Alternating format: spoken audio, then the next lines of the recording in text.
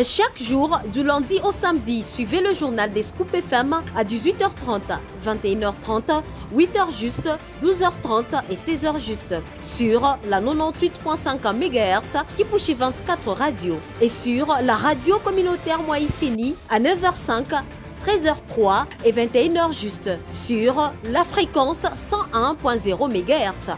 Nos chaînes partenaires Scoop FM, la neutralité réelle. Le plaisir est pour moi de vous servir à travers cette dernière livraison d'informations de l'an 2024. Mesdames, Messieurs, bienvenue à tous si vous nous rejoignez. Donc voici les principales articulations. Le président Félix Tshisekedi a bouclé son séjour à Tshikapa dans la province du Kasaï par une visite au marché moderne de la ville le lundi 30 décembre 2024. Joyce Kalenga nous fera le point au cours de cette édition du journal. Et puis en Guinée, la prolongation de la transition semble être désormais inévitable. Cette situation suscite des inquiétudes parmi de forces vives et la population qui appelle à un retour rapide et à un gouvernement civil. Mesdames, Messieurs, voilà tout pour le titre. Le développement, c'est tout de suite.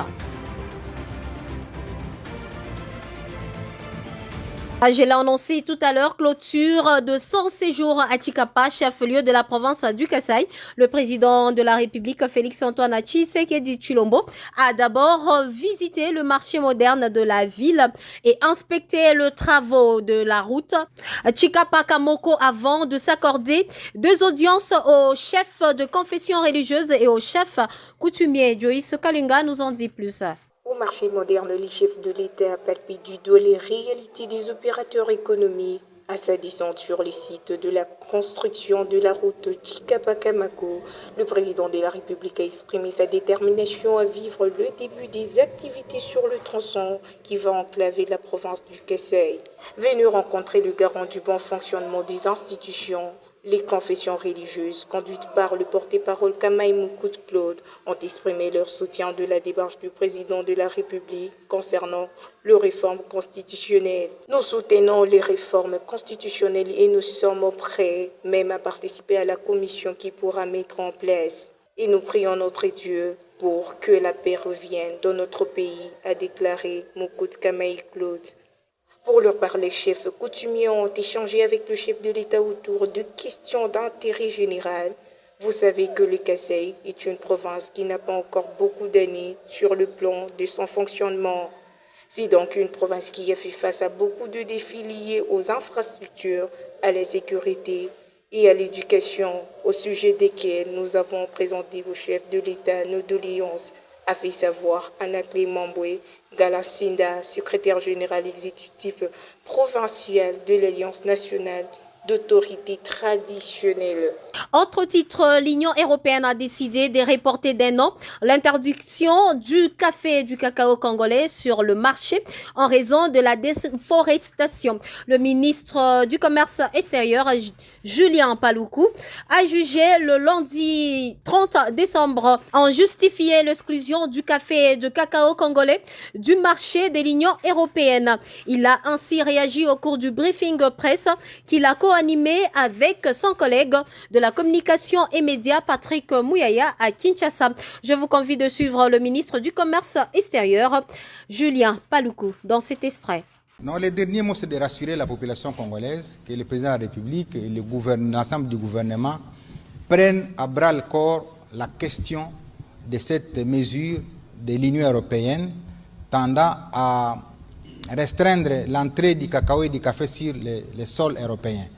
La motivation, elle est fondée lorsque l'Union européenne trouve qu'on ne doit pas accepter des produits qui sont issus de la déforestation. Cette motivation est fondée. Mais, par contre, le gouvernement congolais a tenu à communiquer à l'opinion que le café et le cacao congolais n'est pas issu des espaces victimes de déforestation. Le café et le cacao congolais est issu des terres arables qui sont au nombre de 80 millions.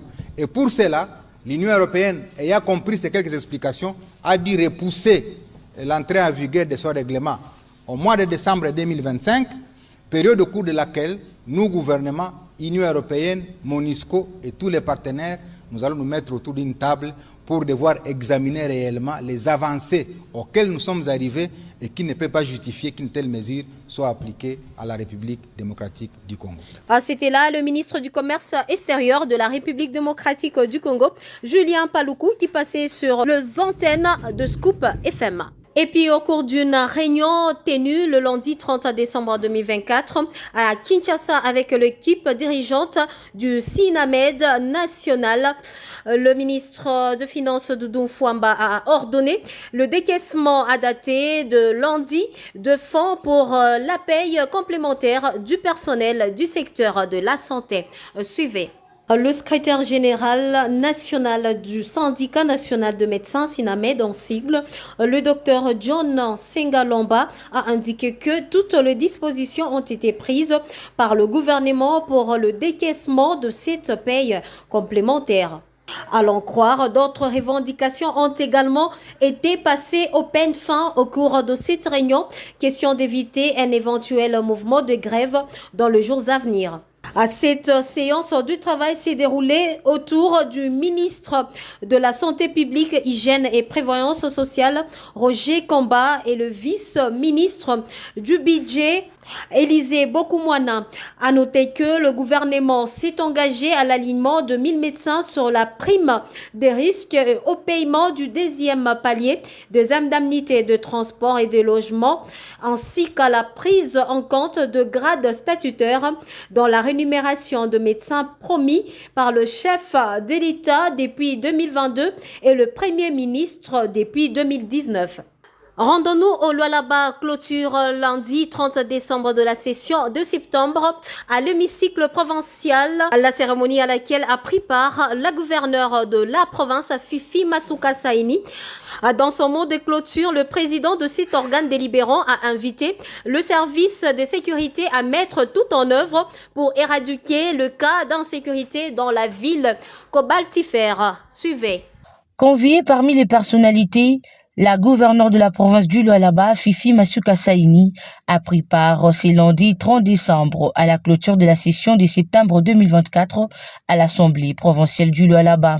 Jean-Marie Kassia Chingambo a, dans son discours, rendu hommage au président de la République, Félix Antoine Tshisekedi Tshilombo, pour ses efforts à répondre aux exigences constitutionnelles en faveur du peuple congolais. Le président de l'organe délibérant du Lualaba a salué la franche collaboration de son institution avec l'exécutif provincial, ce qui favorise le développement de la province. Il a ensuite attiré l'attention des responsables des services de sécurité pour qu'ils mettent tout en œuvre pour éradiquer les cas d'insécurité à Kolwezi et dans d'autres grandes agglomérations de la province. C'était là le commentaire de Nadège Kabolé. Rendons-nous en international bien avant de clore ces journaux. En Guinée, après son putsch en 2021, le tombeur d'Alpha Condé s'était engagé à rendre le pouvoir aux civils avant le 31 décembre 2024 et n'est pas s'est présenté à l'élection présidentielle. Il est aujourd'hui certain que la première promesse ne sera pas tenue. Reportage de nos confrères d'Africa News.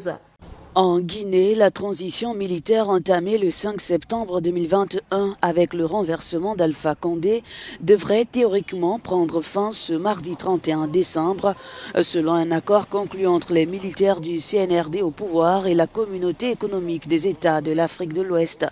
Cet accord visait à établir un calendrier pour la fin de la transition et le retour à un gouvernement civil.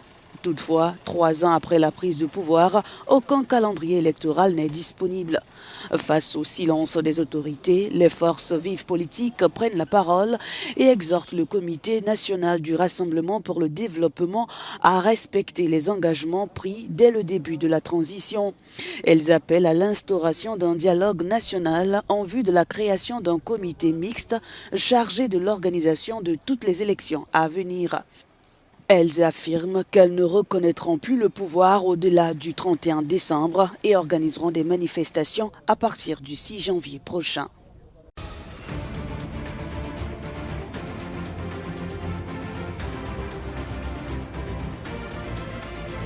C'est par cette note en international que nous mettons un terme à ce radio-journal qui a été réalisé par l'ensemble de la rédaction Sous l'appui technique de Marcel Moulomba, Gracia Akilimali, c'est comme ça qu'on m'appelle. Et bonne soirée de Saint-Sylvestre chez vous.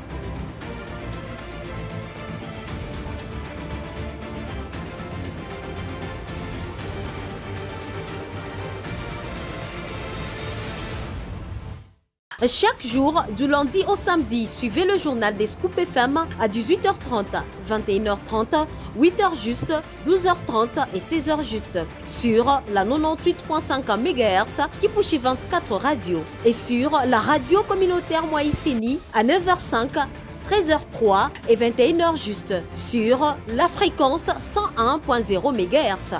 Nos chaînes partenaires Scoop FM, la neutralité réelle.